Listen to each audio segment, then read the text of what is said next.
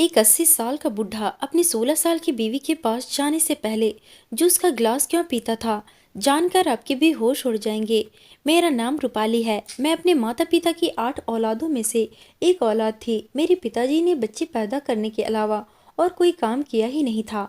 हमारे घर में इतनी गरीबी थी कि कई कई टाइम हमें भूखे पेट रहना पड़ता था। यही गरीबी देखते देखते मैं जवान हो गई थी। मैं सोचती थी कि मेरे माता पिता के पास तो मेरी शादी करने के लिए भी कोई पैसा नहीं है। शायद मुझे सारी जिंदगी ऐसे ही इसी हालात में रहना पड़ेगा। मुझे सारी जिंदगी घर बैठा कर ही रखेंगे। एक दिन पिताजी ने मुझे घर आकर बताया कि उन्होंने मेरा रिश्ता अगली गली जो राशन वाला है उससे तय कर दिया है। यह सुनकर तो मेरी चीख निकल गई। मैं गरीब जरूर थी लेकिन आखिर एक लड़की की ही थी। मेरे भी मेरे पति को लेकर कुछ अरमान थे। मैं चाहती थी कि मेरा पति खूबसूरत हो और अमीर हो, लेकिन मेरे सारे सपने तो धरे के धरे रह गए थे। वह राशन वाला तो मुझसे बहुत बड़ा था और पहले से शादीशुदा था। उसके 4 बच्चे भी थे और उसकी पत्नी का देहांत हो गया था। उसने अपनी दूसरी शादी करने की बहुत कोशिश की थी, लेकिन कोई भी उसे अपनी लड़की देने को तैयार नहीं था। मेरे पिता के ऊपर उसका बहुत ज़्यादा कर्जा था और वह कर्जा इसी सूरत में माफ़ हो सकता था कि मेरी शादी उससे हो जाए। इसलिए मेरे माता पिता तुरंत इस शादी के लिए मान गए। मैं अभी महज 18 साल की थी और वह 40 साल का था, मगर मेरे माता पिता तो ऐसे खुश हो रहे थे जैसे किसी शहजादे का रिश्ता मेरे लिए आ गया हो। उन्होंने ज़बरदस्ती मेरी शादी उस आदमी से करवा दी। उसका नाम अशोक था। वह कोई इतना अमीर तो नहीं था, लेकिन हमारे घर की तरह उसके घर फाके नहीं होते थे। खाने पीने को अच्छा खासा मिलता था। उसकी 2 राशन की दुकान थी और अपना घर था। मैं मजबूर थी उसी को अपना पति मानना पड़ा। मेरे पास इसके अलावा और कोई चारा नहीं था। उसके 3 लड़के और एक लड़की थी। मैंने जाते ही सोच लिया था कि अपने पति को अपने कब्जे में रखना है ताकि वह मेरी सारी बातें माने। मैं यही कोशिश करती थी कि वह अपने बच्चों से कम ही मिले। इसी वजह से सुबह को जल्दी ही उन्हें स्कूल भेज देती थी और रात को उसके आने से पहले उन्हें सुला दिया करती थी। उसके बच्चों को भी मैंने अपने काबू में कर रखा था। वह मुझसे पूछे बगैर कुछ भी नहीं करते थे। मेरे पति के 4 बच्चे थे, लेकिन अभी वह जवान था। वो रोज रात को केसर और बादाम का दूध पीता था और कहता था कि इससे जिस्म में ताकत बढ़ती है। जब मेरी शादी हुई थी तो उसकी छोटी बेटी 2 साल की थी। मैंने ही उसको पाला था। उसके तीनों बेटे बड़े थे। अब मैं चाहती थी कि मैं जल्दी से प्रेग्नेंट हो जाऊं। मुझे जितनी जल्दी अपनी माँ बनने की थी उतनी ही मुझे यह खुशी नहीं मिल रही थी। मेरी शादी को 4 साल हो चुके थे और इन 4 सालों में मैं उसके बच्चों को पालने में ही लगी रही थी। कुछ टाइम बाद मुझे पता चला कि मैं बांझ हूँ, माँ नहीं बन सकती। यह सुनकर मुझे बहुत ज़्यादा अफसोस हुआ और मैं सोचने लगी कि अब मेरी कोई संतान नहीं होगी। इस घर और दुकान के मालिक इसके खुद के बेटे ही होंगे। ऐसे ही कुछ साल गुजर गए। मेरे पति के दोनों बेटे बाहर पढ़ने के लिए चले गए।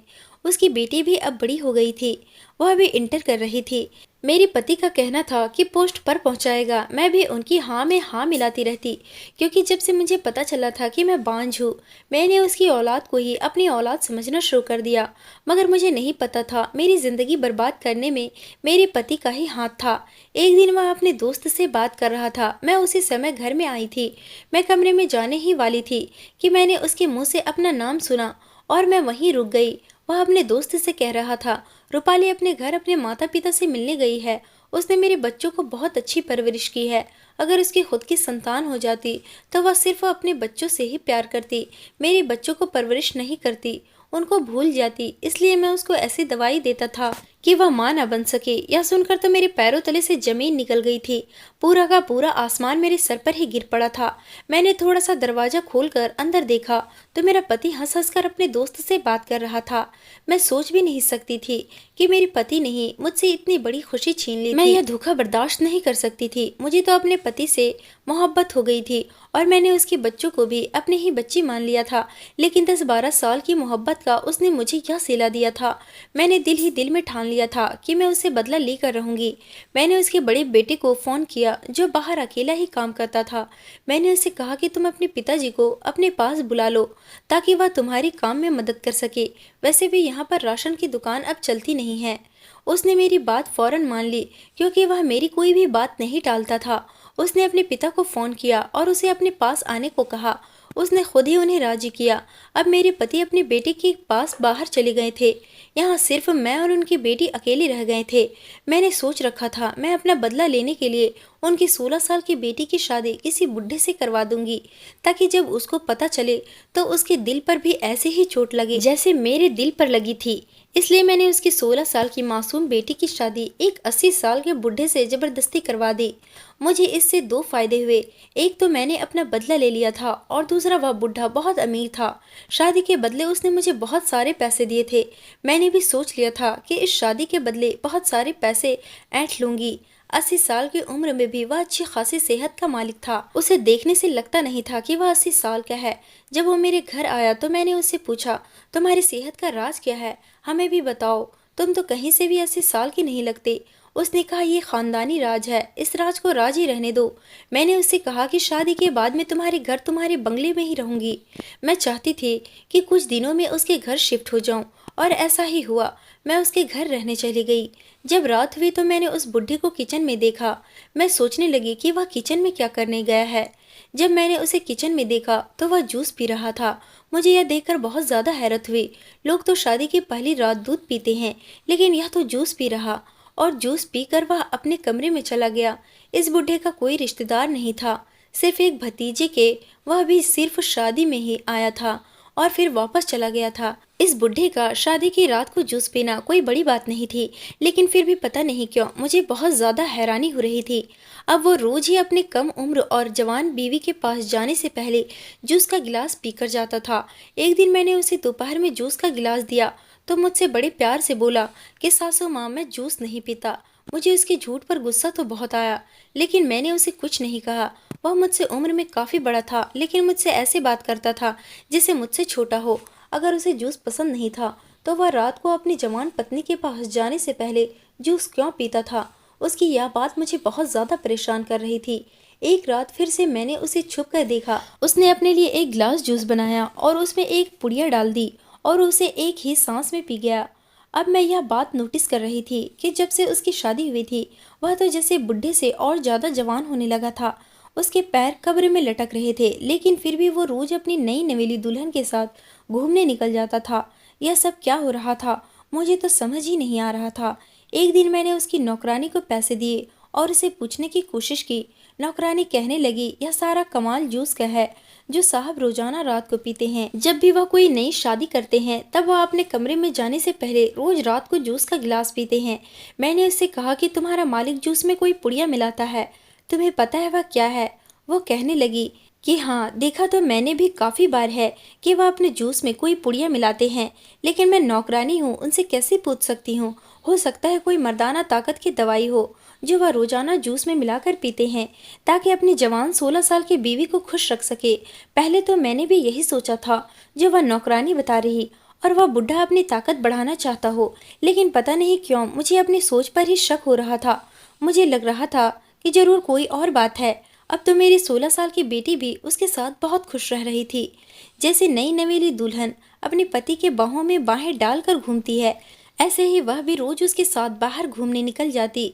मैंने सोचा कि अब मैं अपने पति को बता देती हूँ, तुम्हारी बेटी ने एक 80 साल के बुढ़े से भागकर शादी कर ली है। मैं अपने पति को फोन लगाने ही वाली थी कि मेरी बेटी मेरे कमरे में आ गई। उसके हाथ में हीरो का हार था। उसने मुझसे कहा कि आप बाबा को ना बताएं मेरी शादी के बारे में, अगर आपने उन्हें बता दिया तो वह मुझे यहाँ से ले जाएंगे। लेकिन मैं अपने पति के साथ बहुत खुश हूँ, उसे छोड़कर जाना नहीं चाहती। जब वह वापस आएंगे तब देखा जाएगा। आप यह हीरो का हार ले लीजिए और अपनी जुबान बंद रखिए। मैंने भी हीरो के लालच में आकर अपनी जुबान फिलहाल बंद ही रखी। हीरो का हार देखकर मैं भूल गई थी कि मैंने अपनी बेटी की शादी अपने पति से बदला लेने के लिए की है। उस रात भी उस बुढ़े ने रोज की तरह अपने लिए जूस बनाया और वह पुड़िया मिलाई। मैं सोच रही थी कि हो सकता है ये इसमें ताकत की कोई दवा मिलाता हो ताकि अपने आप को जवान रख सके। अगर यह क्या ऐसा रहा तब भी मेरे लिए गलत है, क्योंकि मैंने अपनी सौतेली बेटी की शादी इस बुढ़े से इस वजह से की थी कि यह भी संतान पैदा न कर सके और जिंदगी भर संतान की खुशी के लिए तरसे जैसे मैं तरसती हूँ। तभी मेरा बदला पूरा हो सकता था, लेकिन इस शादी ने तो इस बुढ़े पर अलग ही रंग चढ़ा दिया। और यह उसी जूस का कमाल था जो यह रात को पीता था। अब मुझे किसी भी हाल में इस जूस का राज जानना था। अगर वह उसमें मर्दाना ताकत की दवाई मिलाकर पीता था तो मेरा प्लान तो खराब हो जाता। इसलिए मैंने अपनी बेटी से कहा, तुम अपने पति को रात को दूध दिया करो। अगर इस उम्र में वह कुछ और पिएगा तो उसकी सेहत खराब हो जाएगी। उसने पूछा, कुछ और का क्या मतलब है? क्या नहीं पीना चाहिए? इतने में मेरी नज़र उसके बेड पर पड़े हुए सामान की तरफ गई। वो आज ही अपने पति के साथ शॉपिंग करके आई थी। ब्रांडेड कपड़े, जूते और मेकअप, ऐसा सामान तो इससे पहले मैंने अपनी ज़िंदगी में कभी नहीं देखा था। मेरी तो आंखें फटी की फटी रह गई थी। मैंने उसे कहा कि अपने पति से थोड़ा दूर ही रहो और जितना सामान बिखरा है मैं सब समेट देती हूँ। मैंने सोचा कि सामान सेट करने के बहाने शायद मुझे वह दवाई मिल जाए जो वह बुढ़ा अपने जूस में मिलाता है, लेकिन मुझे उसके कमरे में कहीं भी वह पुड़िया नहीं मिली। नौकरानी ने बताया था कि वह अपने लिए जूस खुद ही बनाता है और किसी को देखने भी नहीं देता। अब देखिएगा कितनी जल्दी साहब की औलाद हो जाएगी। पहले भी साहब ऐसा ही करते थे। यह सुनकर तो मैं घबरा गई। मैं नहीं चाहती थी कि मेरी बेटी कोई औलाद पैदा करे, इसलिए तो मैंने उसकी शादी एक 80 साल के बुढ़े से करवाई थी ताकि उसका पति औलाद ही पैदा नहीं कर सकता हो। लेकिन यहाँ तो सब कुछ उल्टा हो रहा था। यह बुढ़ा तो खुद औलाद पैदा करने के चक्कर में था। मैंने सोचा कि मैं खुद ही इस राज का पता करूंगी। एक दिन मैंने खुद उस बुढ़े से पूछ लिया, क्या तुम्हें जूस पीने का शौक है? उसने मुझसे कहा कि मैंने तुम्हें उस दिन बताया था कि मुझे जूस पीने का शौक नहीं। अभी वह मुझसे झूठ बोल रहा था। अब मुझसे रहा नहीं गया। मैंने उससे कह दिया, तुम मुझसे झूठ क्यों बोल रहे हो? तुम रोज अपने कमरे में जाने से पहले जूस का गिलास पीते हो। अब जल्दी से मुझे बताओ कि यह क्या चक्कर है। उसने मुझसे कहा, मुझे दिन में जूस पीना अच्छा नहीं लगता, लेकिन रात को मैं बहुत शौक से पीता हूँ। लेकिन रोज क्यों पीते हो? अगर यही बात है तो तुम्हें कभी कभी पी लेना चाहिए। मेरे सवाल पर वह घबरा कर वहां से चला गया, जैसे मैंने उसकी कोई चोरी पकड़ ली हो। अगर मैं उसे यह भी बता देती कि मैंने उसे जूस में पुड़िया मिलाकर पीते हुए देखा है तो उसके तो होश ही उड़ जाते कि मैं उसके बारे में इतना कुछ जान गई हूँ। जूस पीना कोई बुरी बात नहीं है, लेकिन रोज उसमें कुछ मिलाकर पीना, मुझे उसके ऊपर शक हो रहा था और अब मेरा शक पक्का होता जा रहा था। कुछ तो बात थी जो वह हमसे छुपा रहा था। अगली रात जब वह किचन में जूस बनाने आया तो मैं किचन में ही मौजूद थी। वह मुझे वहां देखकर चौंक सा गया। मैंने उससे कहा कि मैं तुम्हारे लिए जूस बना दूं। उसने कहा, मुझे तुम्हारी कोई मदद की ज़रूरत नहीं है, मैं अपने लिए जूस खुद बना सकता हूँ। मैं वहां से बाहर आ गई। मैंने अपनी बेटी से कहा कि तुम अपने पति के लिए जूस खुद क्यों नहीं बनाती? उसने मुझसे कहा कि मैं तो कहती हूँ, लेकिन वह कहते हैं कि मुझे अपने लिए जूस बनाना खुद ही पसंद है। कभी कभी तो वह मेरे लिए भी बनाकर लेकर आ जाते हैं। कुछ दिनों से मैं नोटिस कर रही थी, मेरी बेटी के बाहर के चक्कर कुछ ज़्यादा ही लग रहे थे। अब तो उसके भी पर निकलने लगे थे। पहले मैंने सोचा था कि मैं उसके बाप से बदला लूंगी, उसे बताऊंगी कि तुमने छोटी उम्र की लड़की से शादी करके उसे संतान की खुशी से दूर रखा। अब तुम्हारी खुद की बेटी ने अपने से कई गुना बड़े आदमी से शादी कर ली। मैंने यही सब कुछ सोचा था, लेकिन बूढ़ा इतना करोड़पति होगा मैंने तो सोचा नहीं था।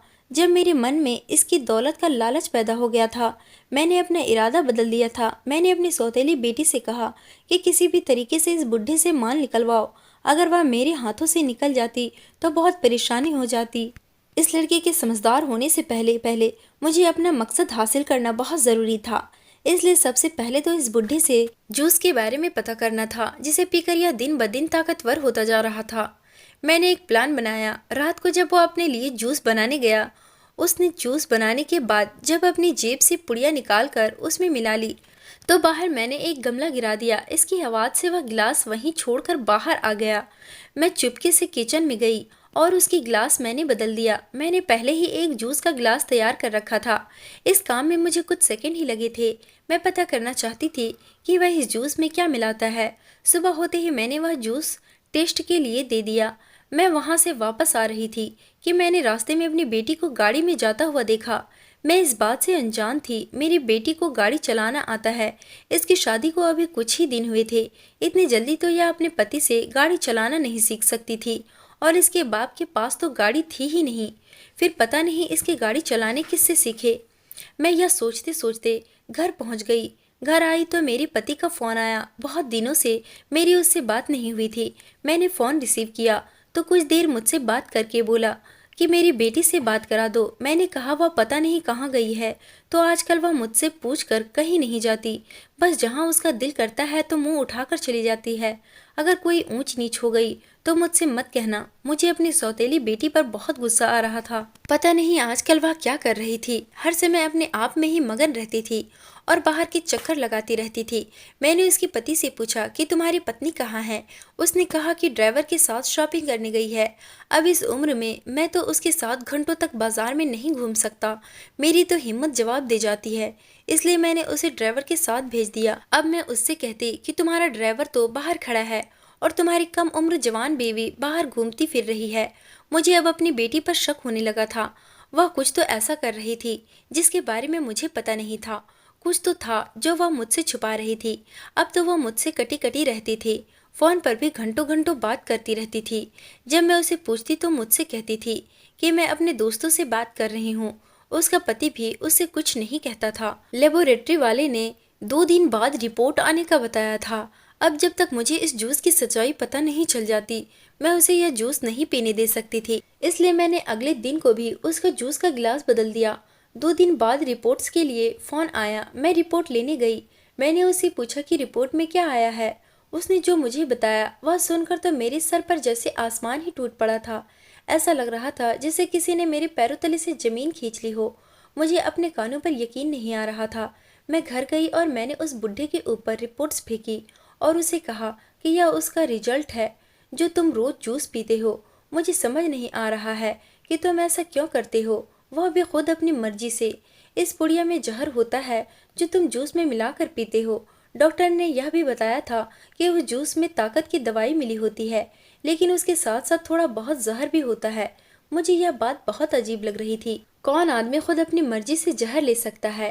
फिर मेरे दिमाग में ख्याल आया कि कहीं उसकी पत्नी तो इसे जहर नहीं दे रही, क्योंकि आजकल उसके तेवर भी कुछ ठीक नहीं लग रहे हैं। यही बात मैंने उस बुढ़े से पूछी, क्या यह पुड़िया तुम्हें तुम्हारी बीवी देती है जिसे तुम जूस में मिलाकर पीते हो? क्या तुम्हारी बीवी तुम्हें जान से मारना चाहती है ताकि तुम्हारी सारी दौलत उसके नाम पर हो जाए?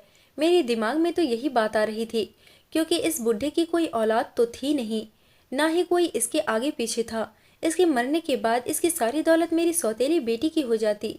मेरी बात सुनकर वह बुढ़ा हंसने लगा और कहने लगा कि मेरी भोली भाली मासूम कम उम्र बीवी को तो इसके बारे में कुछ भी नहीं पता। यह जहर तो मैं खुद अपनी मर्जी से ले रहा हूँ। मुझे मालूम है कि मैं क्या कर रहा हूँ। उसकी यह बात सुनकर तो मेरे होश खराब हो गए कि वह खुद अपने हाथों से अपनी जान क्यों लेना चाहता था। कोई पागल आदमी ऐसा कर सकता है। अक्लमंद इंसान इस बारे में तो ऐसा सोचा भी नहीं जा सकता। मैंने उससे पूछा कि तुम ऐसा क्यों कर रहे हो। उसने कहा कि जब तुमने इतना कुछ पता लगा लिया है तो इस बात का भी खुद ही पता लगा लो। यहाँ से जाओ, क्योंकि अगर देर हो गई तो तुम कुछ नहीं जान पाओगी।